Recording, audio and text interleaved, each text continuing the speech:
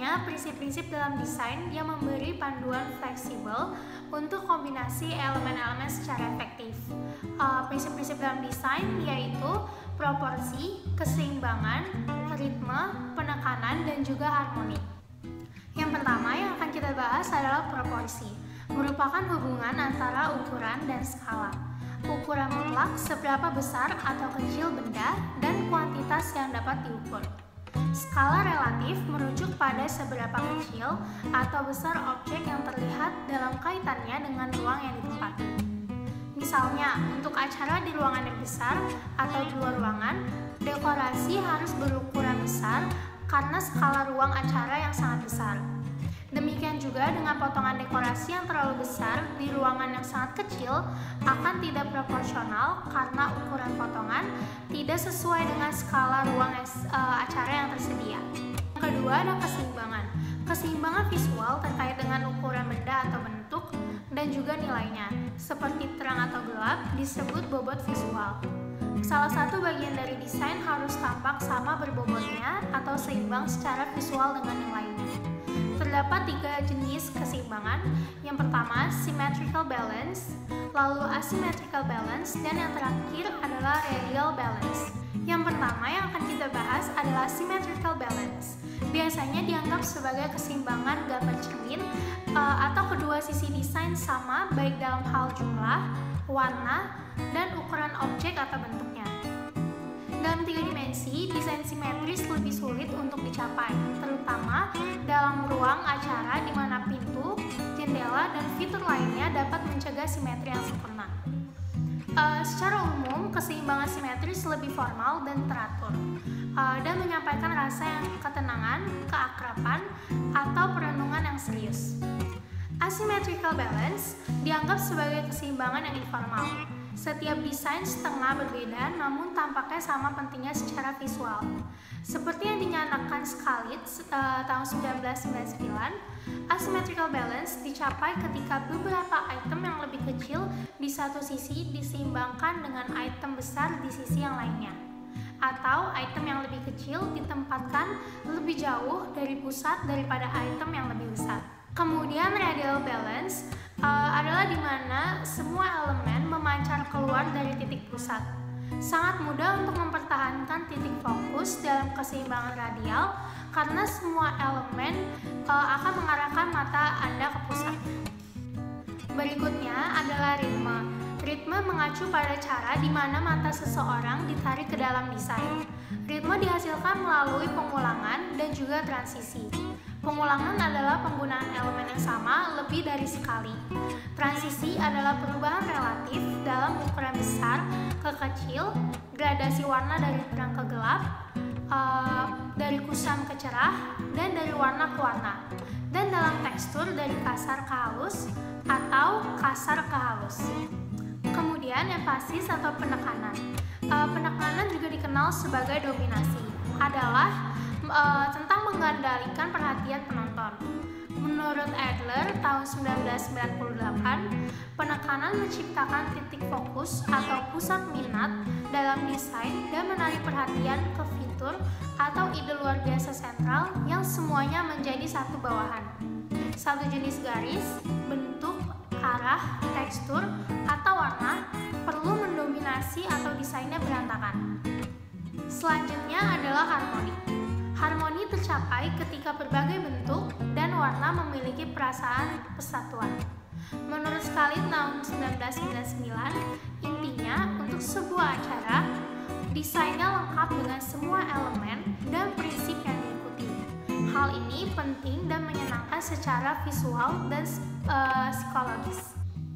Tujuan dan fungsi dari dekorasi dalam event adalah yang pertama, memperindah suatu ruangan sebagai media promosi, menarik para pengunjung untuk datang dalam suatu event, dan yang paling terpenting adalah untuk memperkuat maksud dari event tersebut. Lalu kategori apa saja yang termasuk dalam dekorasi?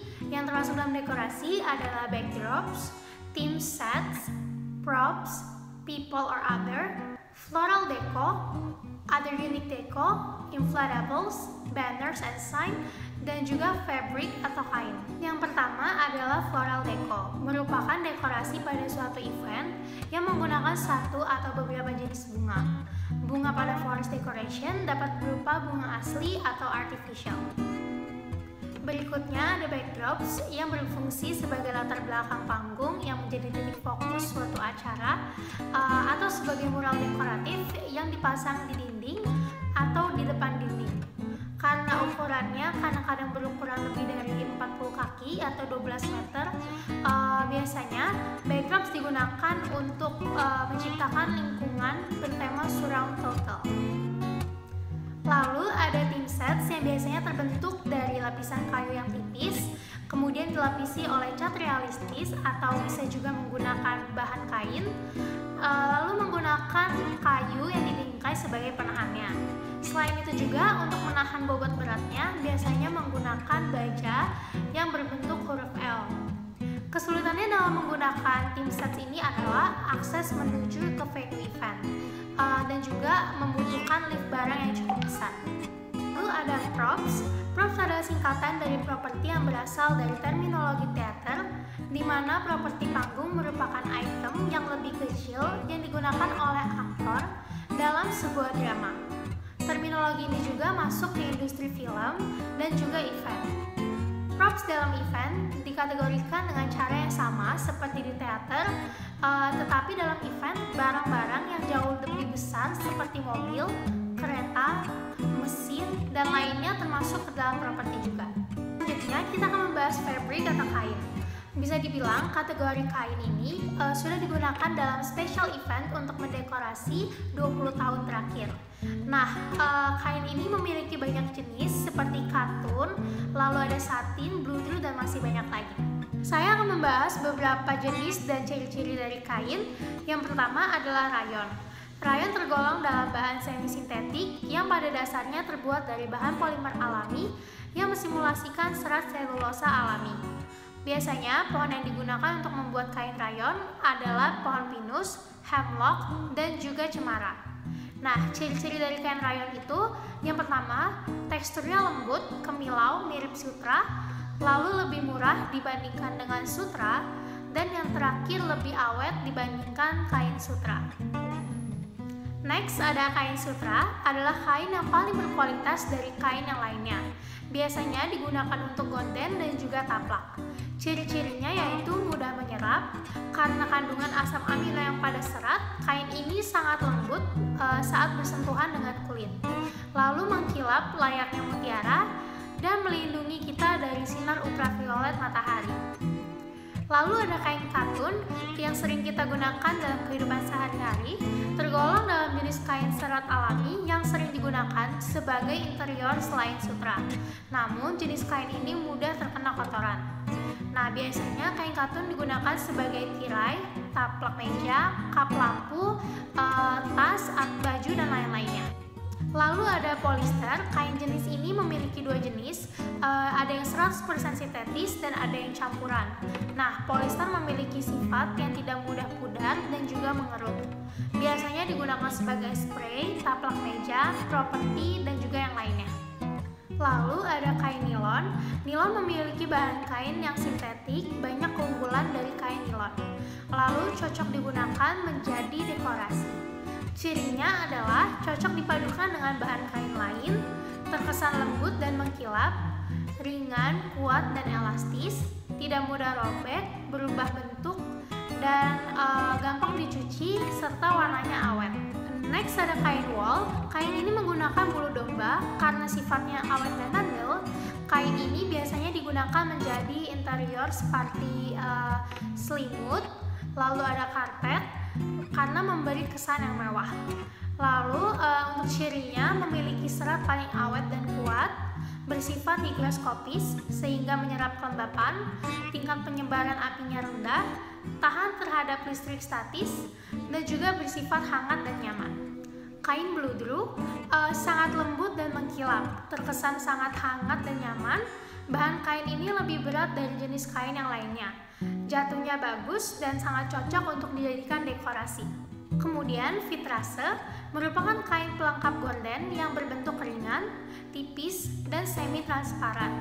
Selain dapat menahan sinar matahari, jenis kain ini dapat memperkuat desain tema.